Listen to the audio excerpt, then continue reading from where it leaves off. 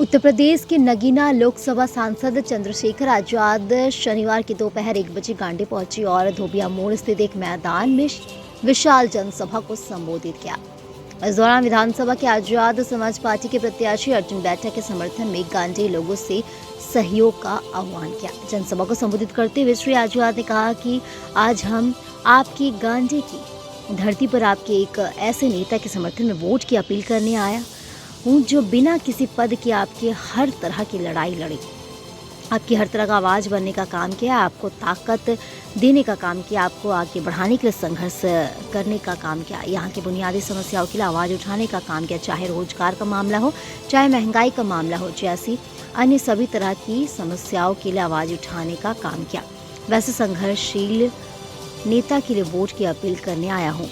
कहा कि मेरा ऐसा विश्वास है कि यह लोकतंत्र है, यहाँ केवल रानी का बेटा ही केवल राजा नहीं बनेगा। जनता जिसे वोट देगी भेजेगी वो चुन कर जाएगा, वो अपनी बात को रखकर अपने क्षेत्र का विकास कराएगा। मौके प्रदेश अध्यक्ष काशिफ रजा, लक्ष्मण बोध, जमुआ प्रत्याशी गौरव दास, रीतलाल दास, हकीम दास, बबलू तुरी, प्रभु दास सहित हजारों महिला पुरुष मौजूद थे।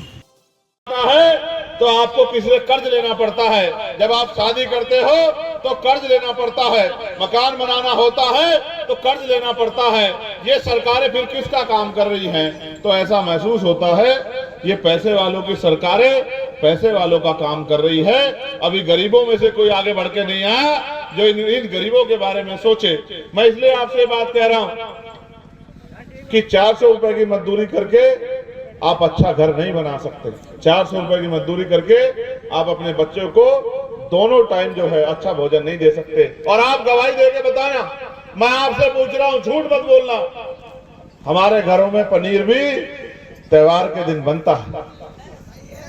बताओ झूठ कह रहा हूं क्या? नहीं बोल रहे हैं। जहां अमीरों के कुत्ते भी एसी वाली गाड़ी में घूमते हैं, उनके रहने के लिए गर्मी में एसी कमरे में लगता है, सर्दी में हीटर लगता है, और तो और बीमार होने पे उनका इलाज बढ़िया हॉस्पिटल में होता है। वहीं आज भी हमारे लोग रूखे सूखी खा के अपना टाइम पास करते हैं और उनको कोई पूछने वाला नहीं है। ये गैर बराबरी क्यों है? एक तरफ इतनी अमीरी कि वो 56 तरह का भोजन खाते हैं और एक तरफ इतनी गरीबी कि हमारे आंसू पूछने वाला भी कोई नहीं है। इसके लिए हमें कहीं ना कहीं अपने अंदर झांक के देखना पड़ेगा। कुछ गलती हमारी भी है। ये जो लोग हमें चुनाव के समय 200, 400, 1000, 2000 रुपए देते हैं, मिठाई देते हैं, शराब देते हैं, अच्छी अच्छी बातें करते हैं, ये वोट ये जो है ये हमारे हितैषी नहीं है, ये हमारी वोट को खरीदने के लिए करते हैं। और जब हम इनको वोट भेज देते हैं तो हमारे बच्चों का भला नहीं हो सकता। हाँ, हमने गरीबी में जिंदगी काटी है, लेकिन हमारी आने वाली पीढ़ियां गरीबी में ना जिंदगी काटे, इसका फैसला हमें करना होगा। मैं यहाँ बैठी अपनी माँ बहनों से पूछना चाहता हूँ, जिसको कहते हैं कि वो जानवर होता उसमें दिमाग नहीं होता, उसको पता है किसके पीछे चलना। समझे नहीं समझे? पीपरी को पता है किसके पीछे चलना है। सुनो, मेरी बात पे गौर करो। पीपरी जानती है किसके पीछे चल के मंजिल पे पहुंचा जाएगा, लेकिन पढ़े लिखे लोग नहीं जानते, मेहनत करने वाले लोग नहीं जानते कि ये जो नेता चुनाव के बीच हमारे बीच में आते हैं ये हमारे कभी हितैषी नहीं हो सकते। हमें अपने बीच के व्यक्ति को नेता बना के आगे बढ़ाना चाहिए, जो हम उसके पीछे खड़े होके अपनी समस्याओं का हल कर सके। अगर यहाँ आपका मजबूर नेता होता तो आपके क्षेत्र में भी कॉलेज यूनिवर्सिटियां होती। अगर आपका मजबूर नेता होता तो आपके क्षेत्र में भी उद्योग धंधे लगते। इतनी जमीनें पड़ी है, उद्योग धंधे लग के हजारों नौजवानों को रोजगार मिल सकता है। आपके यहाँ जो गर्बक का कारखाना था वो पिछली गवर्नमेंटों ने बंद कर दिया, हजारों लोग उसमें रोजगार करते थे। ये रोजगार देने वाली सरकारें हैं या रोजगार छीनने वाली सरकारें हैं? इसका फैसला हमें अपने आप ही करना पड़ेगा, आकलन करके करना पड़ेगा। आप ये बताओ, सरकार करोड़ों अरबों रुपए का माल चाइना से खरीदती है, बांग्लादेश से खरीदती है। सरकार अरबों खरबों का माल वहां से खरीदती है कच्चा, वो उस माल को यहाँ क्यों नहीं तैयार करा सकती?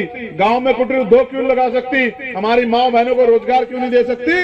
क्योंकि सरकार जानती है जिस दिन इनकी जेब में पैसा आ गया तो ये सवाल करेंगे।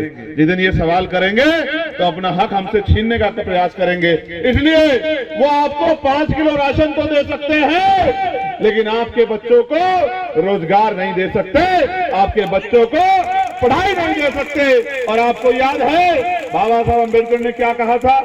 बाबा साहब ने कहा था शिक्षा शेरनी का वो दूध है जो पिएगा वो दहाड़ेगा। उन्होंने कहा शिक्षित बनो, संगठित रहो, संघर्ष करो। अब आप ये सोचो, तो ये सरकारें जब शिक्षा के मंदिर को बंद कर रही हैं तो ये बाबा साहब की सरकारें नहीं हो सकती हैं। इसलिए मैं आपसे कहना चाहता हूं, आज कई जगह पे सभाएं लगी हैं और मुझे आपको मिलके ये सुनिश्चित करना है कि इस बार विधानसभा में हमारा आदमी भी चुन के जाना चाहिए, जिसके भरोसे हम अपने क्षेत्र की लड़ाई लड़ सके, क्योंकि बाकी नेता तो आपको 5 साल बाद चुनाव में ही मिलेंगे। इसलिए मैं आपसे अपील करता हूं, इस बार इधर उधर नहीं देखना है, अपने बच्चों के भविष्य को ध्यान में रख के एक ही निशान पर देखना है और वो केतली का निशान है। ये आपका निशान है। केतली का बटन दबाओगे तो गुलामी की बेड़ियों को काटते जाओगे। केतली का बटन दबाओगे तो अच्छे स्कूल पाओगे। केतली का बटन दबाओगे तो अच्छे कॉलेज यूनिवर्सिटियां पाओगे। केतली का बटन दबाओगे तो उद्योग धंधे लगेंगे। केतली का बटन दबाओगे तो अच्छे हॉस्पिटल बनेंगे। और अगर किसी और का बटन दबाओगे तो एक कहावत है कि अजमाए हुए को अजमाओगे तो वही मिलेगा जो मिलता है। अगर गलती करके जिनके साथ पहले खड़े हो तो उनके साथ खड़े होगे तो वही मिलेगा जो मिलता आया है। फिर कहते रहना कि भैया जिंदगी नहीं बदलती। हम तो निकले हैं समझाने के लिए और समझा लेंगे, ऐसा मेरा भरोसा है। मैं आप सबका धन्यवाद करता हूं। और भाई अर्जुन बैठा जी को तो भावुक होकर मुझे बता रहे थे कि इस क्षेत्र में बड़े बड़े नेता आते हैं, बड़े बड़े नेताओं के हेलीकॉप्टर उतरते हैं, बड़ी बड़ी बातें होती हैं, बड़ी बड़ी योजनाओं पे चर्चा होती है, मगर आज भी मेरा समाज हाशिए पे है। चुनाव के बाद, चुनाव में तो सब लोग आते हैं, हमारे बराबर में भी बैठते हैं, हमारे पैर भी छूते हैं, हमें अपना भी कहते हैं, हमारे साथ बैठ के खाना भी खाते हैं, नारा भी लगाते हैं। लेकिन चुनाव के बाद मेरा समाज 5 साल इंतजार करता है। कोई एक आदमी हमारे बीच नहीं आता, कोई ये नहीं देखता कि हम अच्छा इलाज ना मिलने के कारण मर रहे हैं, हमारे बच्चों को पढ़ने के लिए अच्छे स्कूल कॉलेज नहीं मिल रहे हैं, हम पढ़े लिखे हमारे बच्चे बेरोजगार घूम रहे हैं, हमारे यहाँ पीने के लिए साफ पानी की व्यवस्था नहीं है और उद्योग धंधे तो हमारे नसीब में शायद है ही नहीं। मैंने इनको कहा कि बैठा जी भावुक मत होना, ये जनता है, ये जनता जनार्दन है, जिसे आशीर्वाद देती है वो ताकतवर हो जाता है। इस बार जो मैं देख रहा हूँ कि इस बार यहाँ की जनता अर्जुन बैठा जी के साथ है। वो अर्जुन बैठा जी में अपना नेता देखती है। और फिर मैं आपसे कहूंगा, आप दुकान से 10 रुपए का सामान लेने जाते हो, उस सामान को कई बार देखते हो कि ये सामान खराब तो नहीं है, ये सामान टूटा हुआ तो नहीं है, ये सामान जितना होना चाहिए था पूरा है या नहीं है। लेकिन जब आप अपनी वोट डालने जाते हो तो एक बार नहीं सोचते कि जिसको वोट डाल रहे हैं ये चुनाव के बाद आपको कहीं मिल जाएगा नहीं मिल जाएगा, आपकी लड़ाई लड़ेगा नहीं लड़ेगा। आप महसूस कीजिए, ये वोट हमें ऐसे नहीं मिली, ये वोट बाबा साहब अम्बेडकर के 4-4 बच्चों की कुर्बानियों से मिली है। 4-4 बच्चे बलिदान के बाबा साहब ने, तब जाकर हमें वोट मिली है। और एक एक वोट के लिए बाबा साहब को लड़ना पड़ा। लेकिन बाबा साहब के सपने थे कि जब इस देश में ये गरीब तबके के लोग पढ़ने लिखने लग जाएंगे, वोट की वैल्यू समझेंगे, वोट से शक्ति का निर्माण करेंगे, तब जाके इनके जीवन में बदलाव होगा। क्योंकि जो हजारों साल से राजकाज में थे उन्होंने तो कभी इनको अपना नहीं माना, और अगर अपना माना होता तो आज भी इनकी बेकदरी नहीं होती, आज भी इन पर जुल्म नहीं होता। तो बाबा साहब के तो सपने अभी सपने ही हैं। मुझे और इन नौजवान साथियों को और हमारे तमाम साथियों को मिलकर बाबा साहब के सपनों को पूरा करना है। और वो सपने तब पूरे होंगे जब आपके घर में भी इज्जत की रोटी आएगी, जब आपके पास भी अमीरों जैसे घर होंगे, जब आपके बच्चे भी बढ़िया पढ़ाई करेंगे, जब आपके बच्चों को भी सरकारी नौकरियां मिलेगी, डॉक्टर, इंजीनियर, IAS, IPS, वकील, जज बनेंगे, पटवारी, सेक्रेटरी बनेंगे, प्राइवेट उद्योगों में आपकी हिस्सेदारी होगी और संख्या के आधार पर आरक्षण व्यवस्था लागू होगी, तब जाके आपका जीवन बदलेगा। उसके अलावा कोई अपने प्राणों को बलिदान देने वाली माँ उदा देवी पारसी की आज शहादत दिवस भी है। ऐसे अवसर पर मुझे पार्टी की तरफ से ये आदेश हुआ है कि मुझे भाई अर्जुन बैठा जी के जो संघर्ष उन्होंने पिछले 10, 12, 15 साल में यहाँ किया है और आपकी लड़ाई लड़ने का काम किया है, जब जब आपके ऊपर कोई मुसीबत आई है, आपकी आवाज बनने का काम किया है, आपके सुख दुख में खड़े होने का काम किया है।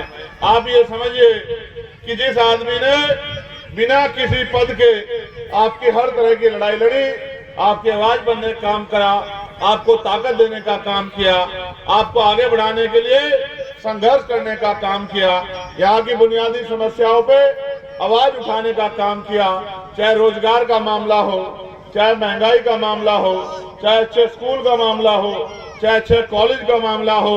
यूनिवर्सिटियां तो इस गरीब क्षेत्र में सरकारों ने कभी बनाई नहीं है।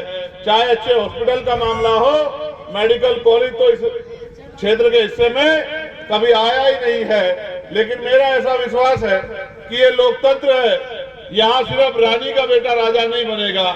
जनता जिसे वोट देके भेजेगी वो चुनकर जाएगा, और जो चुनकर जाएगा वो अपनी बात को रखकर अपने क्षेत्र का विकास कराएगा। जब मैं यहाँ पहुंचा था, मैंने इस क्षेत्र को देखा, कहीं बहुत दूर दूर तक रोजगार का कोई साधन नजर नहीं आता, और जानकारी में तो ये भी आया है कि रोजगार के लिए बहुत दूर दूर पलायन करना पड़ता है। पढ़े लिखे नौजवान परेशान हैं, और ग्रामीण अंचल में रहने वाली माताएं बहनें महंगाई की मार से परेशान है। मैं तो गांव ग्रामीण क्षेत्र से आता हूं और ये जानता हूं कि गांव से लेकर शहर तक हम कोल्हू पे काम करके, भट्टों पे काम करके और तमाम तरह के छोटे मोटे काम करके, खेतों में काम करके, मकानों में बनने वाले जो बड़े बड़े बंगले बनने वाले उन मकानों में काम करके ईंटें सर पे उठा के अपने घर परिवार को चलाते हैं। लेकिन सम्मानित साथियों, देश की आजादी के लिए जो सपना देखा गया था वो सपना ऐसा नहीं था। उस सपने में आपकी तरक्की थी, उसके साथ ये उम्मीदें थी कि जब लोकतंत्र आ गया है तो देश का कोई घर ऐसा नहीं बचेगा जो बेबसी, लाचारी, गरीबी, परेशानी में जिए। सरकारें बनेंगी और विधानसभा से व्यक्ति चुन के आएंगे। जो व्यक्ति चुन के आएगा वो अपने क्षेत्र की समस्याओं के लिए सरकार के सामने प्रस्ताव रखेगा, सरकार से सवाल करेगा और अपने क्षेत्र का विकास कराने का काम करेगा। लेकिन आज भी जब गांव के दौरे पे निकलते हैं तो ये एहसास होता है कि आज भी आपके क्षेत्र से विकास कोसों दूर है, और विकास तब तक नहीं होगा जब तक आप अपनी वोट का फैसला जिम्मेदारी से नहीं लेंगे। अगर आप अपनी वोट को ऐसे ही बहुत सस्ती मान के किसी को भी देते रहेंगे, लुटाते रहेंगे, तो आपका जीवन नहीं बदल सकता। अगर आपको अपनी वोट को ताकत बनाना है तो आपके पास मौका आ गया है। 20 तारीख को वोट पड़ेंगे।